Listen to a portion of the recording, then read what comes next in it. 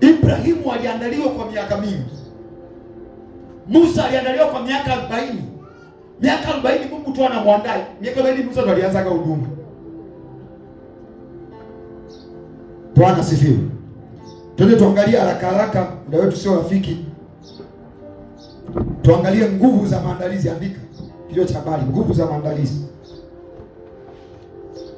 Jina la Bwana libarikiwe. Nguvu za maandalizi. Nakuwa naenda haraka haraka, kwa jitahidi kwenda na speed ambayo nakuwa naenda nayo.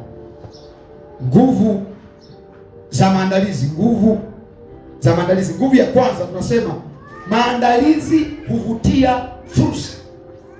Maandalizi huvutia fursa. Mithali 22 mstari wa 29. Mithali 22 mstari wa 29. Biblia inasema hivi, je, umemwona mtu aliye hodari katika kazi yake? Atasimama mbele ya wafalme na hata usimama mbele ya watu wasio na cheo. Jina la Bwana libarikiwe. Mtu ambaye ana bidii na mtu ambaye ni hodari katika kazi yake, Biblia inasema atasimama mbele ya nani? Ya wafalme. Hata usimama mbele ya watu wasio na nini? Na cheo. Ukiwa ni mtu ambaye unafanya maandalizi ya kutosha, wewe ni swala la muda tu utakuwa ni mtu mkuu. Na niwaambie kitu kimoja, hatui watu wakuu kwa kuomba peke yake. Maombi ni muhimu, lakini maombi ni sehemu tu ya kitu ambacho kitakusaidia wewe kuwa mtu mkuu. Ili uwe mtu mkuu ni lazima ufanye maandalizi ya vitu vingine. Jina la Bwana libarikiwe. Haleluya. Haleluya. Kwa hiyo maandalizi yanakusaidia kukutana nini? Na fursa. Yanavutia fursa. Ukiwa ni mtu ambaye umejiandaa vizuri, kama mhubiri mzuri, ikitokea fursa ukatakiwa kuhubiri, ukihubiri watu watafanya nini? Utapewa fursa nyingine ya kuhubiri zaidi. Mnafahamu Emmanuel Mgogo?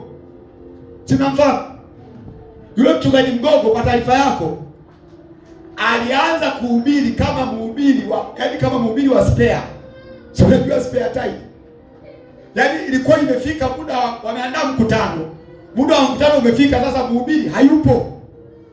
Sasa mchungaji Mgogo anasema yeye alikuwa ni mpishi, anasema mpishi.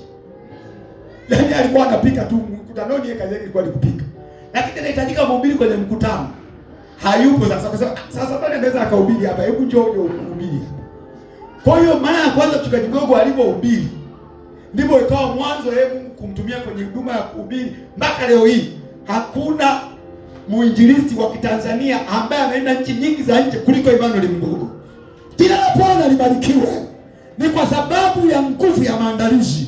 Ukijiandaa, fursa inapotokea inakuwa rahisi wewe kufanikiwa kuliko ukiwa mtu ambaye haujiandai. Jambo la pili, maandalizi hupunguza mshtuko wa changamoto. Maandalizi hupunguza mshtuko wa nini? Wa changamoto. Kuna watu wengi ambao wakipata changamoto wanapata mshtuko mkubwa kwa sababu hawafanyi nini? Hawajiandai vizuri. Jina la Bwana libarikiwe. Utaenda kusoma Mithali 21:31 kwa muda wako. Mithali 21:31. Jina la Bwana libarikiwe. Wakati wa vyeti feki, kuna watu walitumbuliwa kipindi cha Magufuli, anatumbua watu vyeti feki. Kuna watu ambao walitolewa kwenye ajira, na walipotolewa tu kwenye ajira wakajinyonga, hebu sema wakajinyonga. Kwa nini? Kwa sababu ya mshtuko. Kutokana na changamoto ya kupoteza nini? Ajira. Ukiwa ni mtu ambaye unafanya maandalizi, kama umeajiriwa kama mimi, lakini unajua kabisa ya kwamba ninaweza nikapoteza ajira siku yoyote ile, na hata nikipoteza ajira siku yoyote ile maisha yangu yatateteleka, unakuwa katika nafasi nzuri ya kutokupata changamoto, ya kutokupata mshtuko wakati wa nini? Changamoto. Jina la Bwana libarikiwe. Haleluya. Kwa mfano, ukiwa unategemea kitu kimoja cha mapato, kikipata shida unapata mshtuko. Unaweza ukafa kwa mshtuko. Jina la Bwana libarikiwe. Kwa maandalizi yanapunguza nini? Mshtuko wa changamoto inapokujia. Namba 3. Maandalizi hujenga ujasiri wa ndani. Maandalizi ujenga ujasiri wa nini? Jina la Bwana libarikiwe. Haleluya. Kuna mtu alikuwa analalamika kanisani, kuna kanisa moja, mtu alikuwa analalamika, huyu mchungaji hanipi nafasi ya kuhubiri, mimi naweza sana nikahubiri, lakini wanahubiri tu wengine, anahubiri tu peke yake mchungaji, mimi sipewi nafasi ya kuhubiri. Imesema Mithali 21:31. Sasa akalalamika vipi? Mchungaji akasikia ile minong'ono. Jamani, mkiwa mnanung'unika mnamsema mchungaji, msifikiri asikiani, huwa anasikia. Mchungaji ana usalama wake wa taifa, sawa? Na waibia siri nyoa waumini ambao mnamsemaga mchungaji ana usalama wa taifa. Sasa unaweza kukuta unayemsema naye mchungaji ndio usalama wa taifa wa mchungaji. Sasa Bwana asifiwe. Sasa usalama wa taifa ukampelekea taarifa mchungaji kwamba fulani analalamika kwamba humpi nafasi ya kuhubiri. Mchungaji akasema hamna shida, mtumishi, Jumapili tunaomba uhubiri. Yule ndugu alikuwa anatamani tu kusimama mbele za watu ili aonekane naye anaweza kuhubiri. Sasa akapewa nafasi ya kuhubiri, hata kujiandaa vizuri, yani akafika tu akachukua karatasi akaandika tu mistari tu kidogo kwa ajili ya kuhubiri Jumapili. Sasa akufanya maandalizi yote ya kutosha. Ile Jumapili wamekaribia sasa, karibu mtu wa neno anafika hapa, anajikuta tu yuko na Biblia, anajiseti hivi mfukoni, anakuta kale karatasi akapo amekasahau nyumbani. Akafika tu akazi, Bwana asifiwe. Jamani wapendwa, Bwana asifiwe. Bwana asifiwe, Bwana asifiwe zikawa nyingi. Ikabidi mpaka mchungaji aokoe jahazi sasa. Kama mpendwa, Mungu akubariki sana. Mchungaji akabidi ahubiri kwa niaba yake. Unajifunza nini? Kwamba maandalizi, usipokuwa na maandalizi hautakuwa una ujasiri wa kufanya unataka kufanya. Jina la Bwana libarikiwe. Haleluya. Chochote ambacho unakifanya kisha una maandalizi ya kutosha ili uwe na ujasiri. Bwana asifiwe.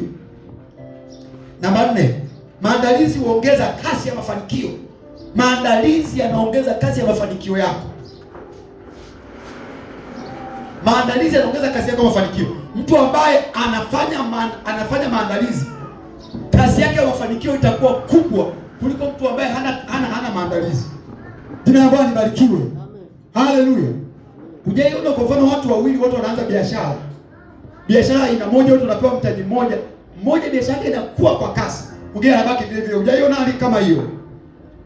Kinachotofautisha watu ni kwamba mmoja alikuwa na maandalizi mazuri, mwingine hakuwa na nini? Na maandalizi. Jina la Bwana libarikiwe. Kwa kasi ya mafanikio yako itakuwa kubwa ukiwa unafanya maandalizi mazuri. Namba 5, maandalizi hulinda rasilimali.